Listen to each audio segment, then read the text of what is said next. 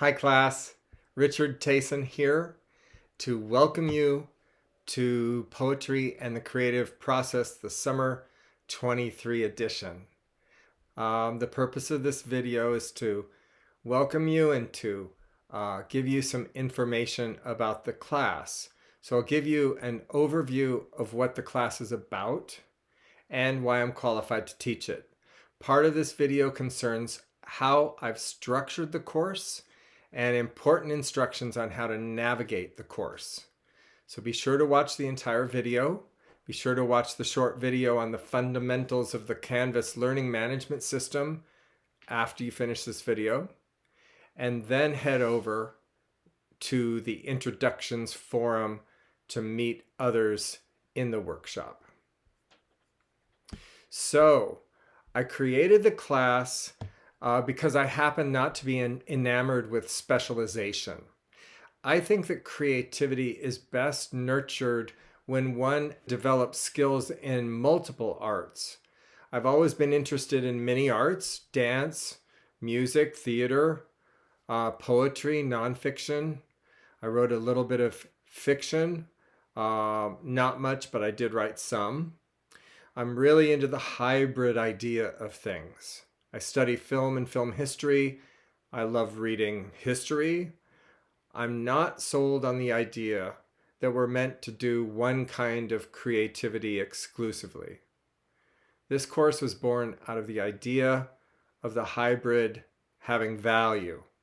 I love when prose erupts from poetry, for instance, and there's this sudden inclusion of, say, a newspaper column in a poem, as in Alfred Corin's A Call in the Midst of the Crowd poem in 4 parts on New York City, or when a psychiatrist's notes is part of a poem such as Ellen West by Frank Bedard.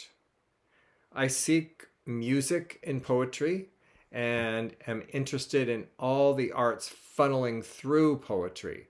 That's the idea of this class. Image, music, movement, acting, and fashion may all be a part of poetry.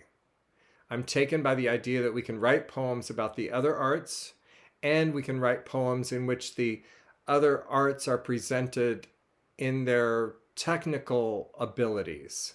For instance, musical dissonance can find itself in a poem if I seek it out in the language itself, in dissonance of certain words like catatonia, for example, or car crash. If I become interested in this idea, I can go read Gerard Manley Hopkins or Emily Dickinson or Jory Graham or any number, hundreds and hundreds of poets, and look at all the dissonance that they play with, especially Gerard Manley Hopkins, in his incredible, difficult, riveting, sonically rife poems. So in this class, everyone will be writing poems influenced by or about some of the other arts. Myth and dream are part of the course as well. It seems to me that one or both of these subjects gird all creativity. To come into conscious contact with our dreams and with the place where myth connects to contemporary life can lead us to creative potential that might not have existed without them. So why am I qualified to teach the class? Number one, I was really into different arts from the very beginning. Music was a big part of my life. I learned to play various instruments and sing, and went to college for music at first, but found myself more involved with the music of language than with the music of instrumentation. Ever since I became obsessed with The Godfather when I was 10, I've been deeply influenced by film. I studied dance, mostly modern, a technique called Eric Hawkins, but also ballet, which I really did not like. I've surrounded myself with painters and sculptures and other artists, so I have the idea of hybridity going in me throughout my life. I also went to New York University as a poetry graduate student and studied with Galway Kinnell and Sharon Olds, both of whom were amazing teachers. I learned a great deal from them. including some of the methods of teaching that you will be exposed to in this class. I wrote 2 books of nonfiction and 2 books of poems, the first of which won the Wick Poetry Prize. I studied the Romantic poets and the history of American music at CUNY's Graduate Center, where I earned my PhD. I wrote my dissertation on Patti Smith and William Blake, both of whom are hybrid artists. Blake did so much with language, but he also invented a method of incorporating images onto the same copper plate as language.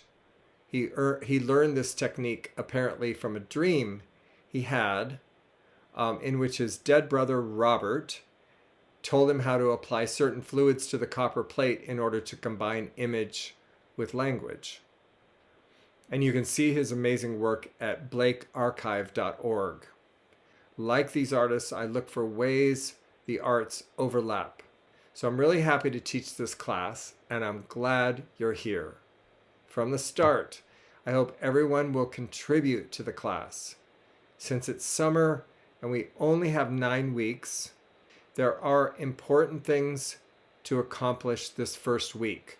Aside from the important work of getting to know each other, you're all in charge of choosing which 2 books of poems we're going to read for the class. I sent an email to all of you on May 26th, which included 3 lists of books to look over and research. This week, we'll make decisions about all 3. The first 2, a full class group discussion in which you're all to decide on 1 book from the contemporary poetry list and 1 book from the classic poetry list. The lists are available in the week 1 module as well as the email. I do this because I want to give you agency over what we read and discuss in the class. But this needs to be done right away. And by right away, I mean Sunday, June 10th. We need to make the decision. You, not me. You all need to make the decision. So you're going to have to get in there, talk to each other, argue about it, unless you want one person in the class to do the deciding for you, which I have a feeling you don't. So have the discussion, respectfully argue, converse, get to know each other, decide on a book that seems appealing to many of you. You can do it however you want. And I'm going to take a back seat in that conversation. So more about this discussion and these books in another video. For now, just a recap. You'll all have 4 new poems due during the 9 weeks, as well as reading of and discussing of each other's poetry, and 1 video presentation about 1 self-assigned book pertaining to creativity from the 3rd list of texts that I sent you. Things will become clearer as you proceed through the videos during this first week. So after you watch this video, please go to the Canvas Learning Management System video where I'll give you important information about navigating the course and what to do next. Thank you all for listening.